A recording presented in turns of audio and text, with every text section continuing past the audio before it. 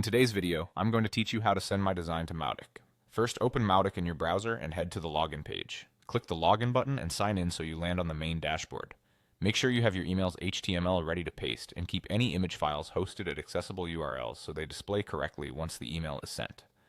From the dashboard, look to the main navigation and open the Channels section. Inside Channels, choose Emails. This is where new messages are created and where existing ones are managed. It's the right place to bring a custom design into Mautic so you can use it for broadcasts or as part of automated campaigns. Create a new email by clicking New. You'll be asked to choose the email type. Pick Segment Email if you're sending a one-time broadcast to a defined list or segment. Choose Template Email if the design will be reused inside campaigns or decision trees. If you're unsure, a quick rule of thumb is use Segment Email for immediate, one-off sends and Template Email for campaign logic and reusability. Next, choose Blank as your starting point. This gives you a clean slate that won't interfere with your custom code. Open the builder to access the editing tools, then switch to the code editor. The code editor is where you'll paste your HTML exactly as you designed it, which helps maintain layout, spacing, and styling across different email clients. Remove any existing placeholder code and paste your email's HTML in full.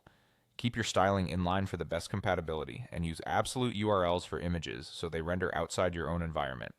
Avoid scripts or unsupported elements, and keep the structure lightweight for faster loading and better deliverability. If your design references web fonts, include safe fallbacks so the email still looks good where custom fonts aren't supported.